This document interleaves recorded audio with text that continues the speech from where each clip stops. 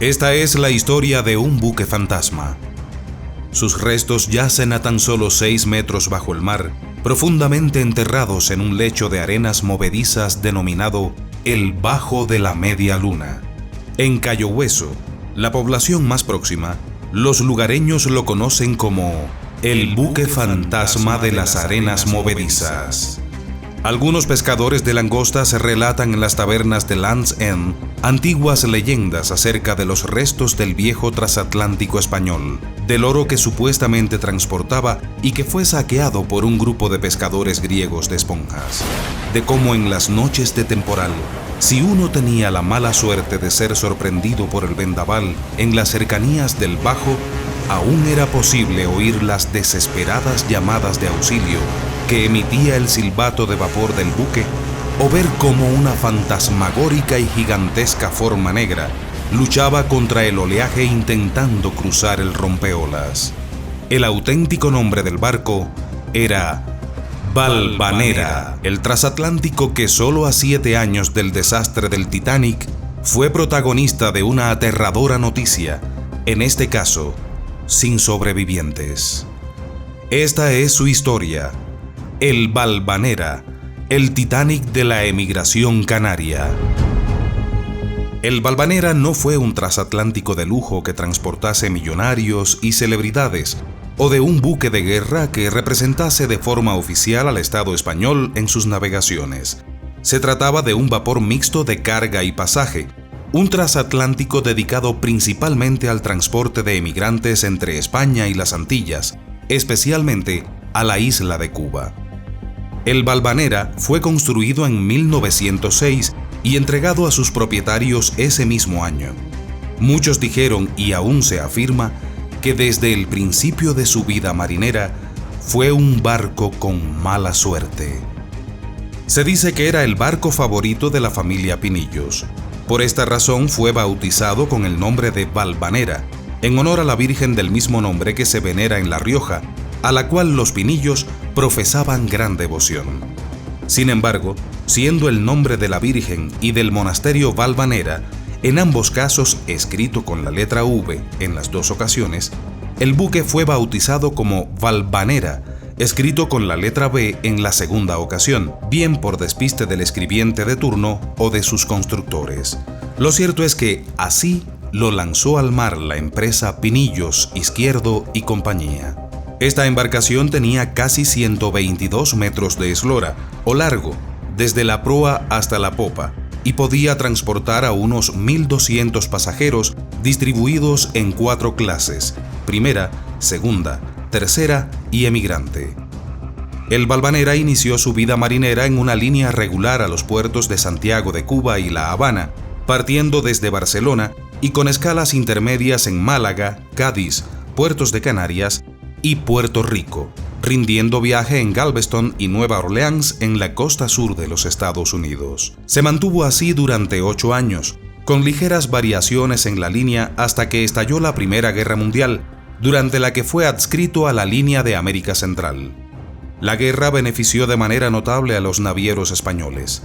La necesidad de materias primas y transporte, así como la relativa seguridad que el pabellón de la neutralidad española ofrecía a los pasajeros, hizo que los navieros españoles, sin traba alguna, vieran sus beneficios multiplicados hasta alcanzar cifras astronómicas. A finales de 1918, el Valvanera fue requisado por el gobierno español para transportar trigo de Argentina a España. Justo en ese año, se desató la pandemia de la gripe española, muriendo millones de personas, y los buques eran muy inspeccionados antes de poder desembarcar a sus pasajeros. Es importante añadir que la prensa de la época señaló al vapor Valvanera como protagonista de un triste ejercicio de abuso comercial por parte de sus propietarios, pues con capacidad para 1.200 pasajeros, en julio de 1919, este buque embarcó 1.600 personas en La Habana, muchas de las cuales tuvieron que viajar sobre cubierta, aguantando las inclemencias del clima tropical y muriendo 30 de ellos a causa del brote de gripe española desatado en la embarcación durante la travesía, cuyos cadáveres fueron lanzados al mar. El capitán del Valvanera fue destituido, según algunos testimonios, por denunciar a la empresa y, según otros, como cabeza de turco. El Valvanera ahora estaba al mando del capitán Ramón Martín Cordero, experto marino de 34 años, gaditano, casado y con una hija de 3 meses. Existen informes que aseguran que su mujer se había embarcado en el fatídico viaje, desembarcando afortunadamente en Santa Cruz de Tenerife. El buque zarpó de Barcelona el 10 de agosto de 1919, donde solo consta que embarcaron balsas de tejidos, pero ningún pasajero. El 13 zarpó de Málaga con varias partidas de vino, frutos secos y aceitunas y 34 pasajeros, uniéndose a ellos 521 más en el puerto de Cádiz un día después. El 17 de agosto de 1919 llegó a Las Palmas, donde embarcaron 259 personas. 212 hicieron lo propio en Tenerife al día siguiente, y el 21 del mismo mes, 106 pasajeros más se unieron al pasaje en el puerto de La Palma.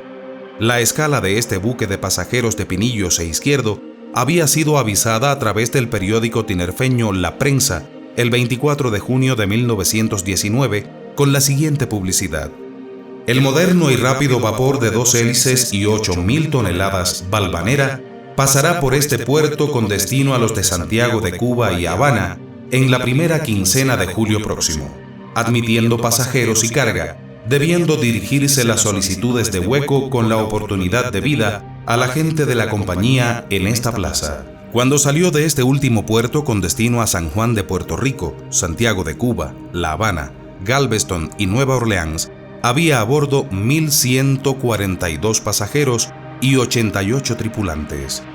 Un dato interesante es que, al virar la cadena del ancla en el puerto de Santa Cruz de La Palma, se rumoreó que había perdido dicha ancla. Esto era considerado de mal agüero por los marineros de la época. Tras haber hecho escala en San Juan de Puerto Rico, arriba el Valvanera el 5 de septiembre a Santiago de Cuba, y es aquí precisamente donde comienza el misterio que envuelve al naufragio del vapor. La mayor parte de los pasajeros tenía billete para La Habana. Sin embargo, 742 personas decidieron desembarcar en Santiago. Es evidente que esta decisión salvó sus vidas. El porqué de este desembarque masivo continúa siendo un misterio. Existen testimonios de que los Sumalave, una familia que había embarcado en La Palma, había pasado toda la travesía intentando tranquilizar a su hija pequeña, que desde el embarque se había mostrado muy nerviosa, sumida en un estado de gran ansiedad. Al atracar el buque en Santiago, el nerviosismo se convirtió en histeria. La pequeña suplicaba a sus padres que abandonasen el vapor, ya que tenía la certeza de que éste se iba a hundir. Tal era el estado de la niña que finalmente la familia decidió desembarcar. ¿Sabía el capitán Cordero que se estaba formando un huracán en el Golfo? Probablemente no, porque los métodos de predicción meteorológica de la época no se asemejaban ni remotamente a los actuales. En todo caso, se deduce que el capitán calculó que disponía de tiempo suficiente para alcanzar el puerto de la capital cubana antes de que el vórtice del huracán entrase en la costa norte de la isla. Entonces, el mismo día 5 de septiembre, se hizo a la mar el Valvanera con 488 personas a bordo, entre pasajeros y tripulantes, y lo hizo con las mejores condiciones de navegación y seguridad para el breve viaje, con una gran reserva en la flotación y a media carga. Se le vio navegar hacia el oeste por la costa septentrional de Cuba después de haber remontado Punta Maicí. Testigos presenciales aseguraron que iba fuerte y apretando fuegos para entrar cuanto antes en La Habana. Pero el ciclón corrió y pudo más. El mal tiempo comenzó a escorarlo y, según afirmó el capitán de un correo británico que pudo entrar en el puerto habanero, cuando lo cruzó frente a las costas de Caibarien, el temporal se le echaba encima al Valvanera y este, muy tumbado, forzaba y seguía a toda máquina para alcanzar el puerto de La Habana al anochecer. El día 9 por la noche, los vigías del Castillo del Morro, a la entrada del canal que conduce hasta el puerto de La Habana, distinguieron en medio del viento huracanado las luces de un buque que pedía práctico por medio de una lámpara Morse. A pesar de que desde el atardecer había sido encendida la señal que indicaba que el puerto se encontraba cerrado, 3 luces rojas dispuestas verticalmente, los vigías encendieron una nueva señal. 3 luces en línea vertical, blanca la superior y verdes las inferiores. El estado de la barra no permite salir al práctico.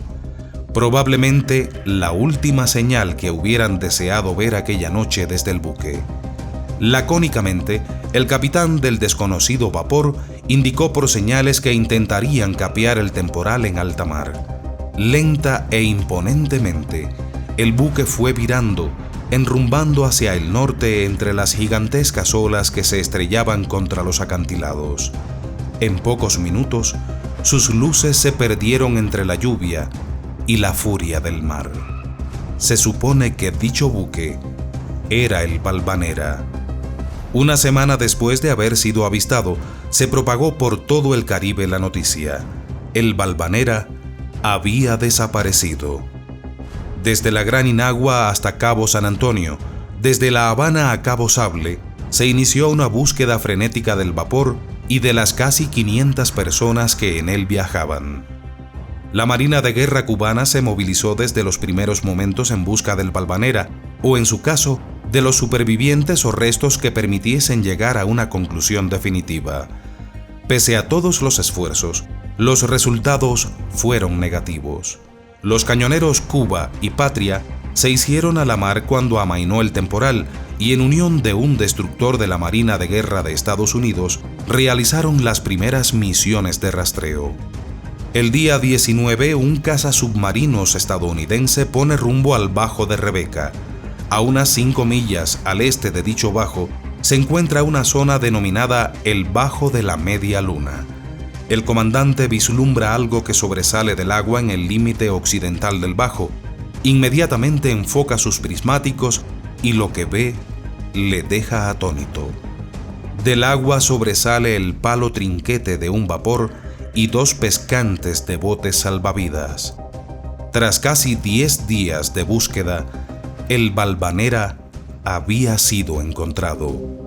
El buque se encontraba a 12 metros de profundidad, reposando sobre su costado de estribor. No había ni rastro de los 488 pasajeros y tripulantes que se habían hundido con el barco. En el momento de producirse la catástrofe, había en el bajo una profundidad de algo más de 6 metros. Se podría decir que el vapor cayó directamente sobre las arenas movedizas del fondo.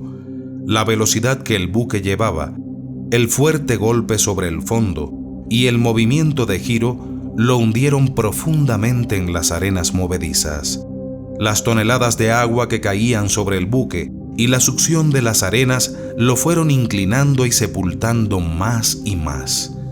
Probablemente muchos portillos y ventanales de la banda de estribor de la superestructura debieron resultar rotos y las arenas movedizas pronto invadieron las cámaras del transatlántico. Minutos después, cuando todo acabó, el Valvanera se había hundido a algo más de 12 metros en un fondo de arenas movedizas.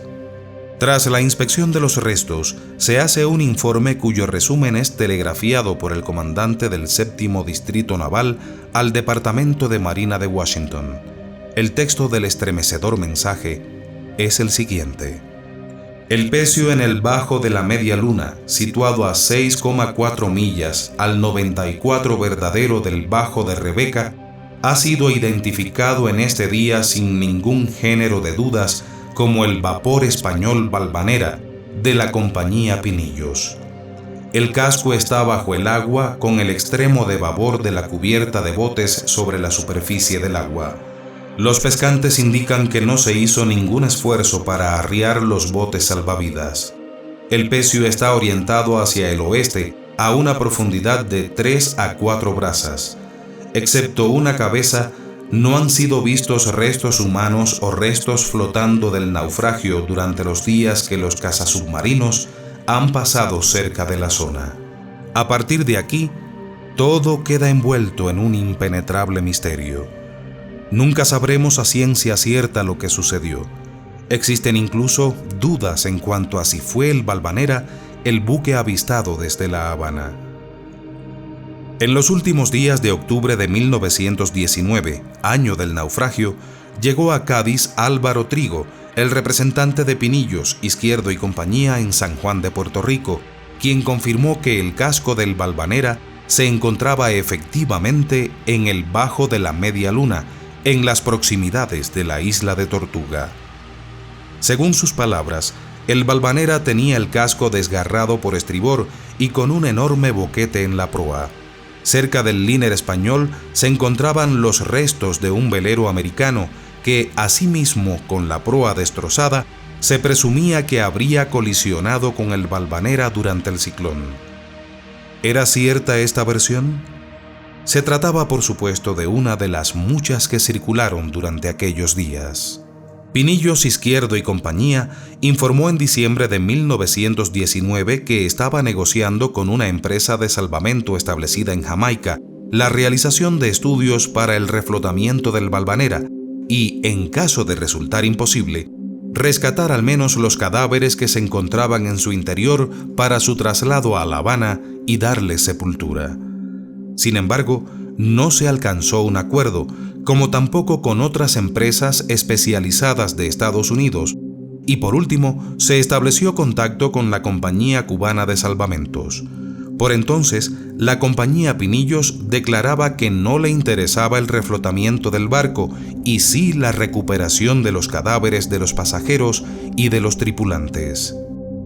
Las conversaciones tampoco dieron resultado y finalmente una empresa española solicitó realizar los trabajos previos a un detenido reconocimiento del casco, pero, como en los casos anteriores, no se alcanzó un acuerdo y poco a poco el Valvanera dejó de ser noticia, aunque la memoria de la tragedia se ha mantenido en el tiempo. En abril de 1924, después de otro temporal, los palos del Valvanera que todavía sobresalían por encima de la superficie del mar desaparecieron para siempre. El naufragio del Valvanera causó un gran impacto en su época sobre la población española. No en vano, era el tercer barco que perdía la naviera Pinillos en menos de 3 años, con un saldo total de 973 vidas humanas. Se puede afirmar que, con el naufragio del Valvanera, desapareció también Pinillos, Izquierdo y compañía. La compañía transoceánica se hizo cargo de la gerencia y liquidación de la flota de Pinillos en 1921, aunque la compañía reaparecería en 1923 como Líneas Pinillos. La era de los grandes transatlánticos había finalizado para ellos. Muchas son las leyendas y anécdotas que rodean al Valvanera y a su naufragio. Una de estas leyendas que circula entre los pescadores de Key West es que al Valvanera no se le permitió entrar en La Habana porque a bordo viajaba un nutrido grupo de prostitutas. Tampoco es nada nuevo. En los tiempos de la emigración canaria hacia el Caribe, era frecuente verlas hacinadas en los entrepuentes de los vapores, huyendo de la miseria y el hambre. A más de 100 años de que 488 personas, entre marinos y emigrantes españoles, quedaron para siempre sepultados en el Caribe, en la que ha sido una de las mayores catástrofes de la historia, quedan muchos misterios por resolverse en torno al vapor Valvanera, el Titanic de la emigración canaria. Antes que termine este video, suscríbete y activa las notificaciones para que recibas avisos cada vez que publiquemos contenido nuevo y no olvides compartirlo en tus redes sociales para que más personas tengan acceso a las historias que publicamos. Comenta si ya conocías sobre el Valvanera y sugiere temas de los que te gustaría que hiciéramos un próximo video.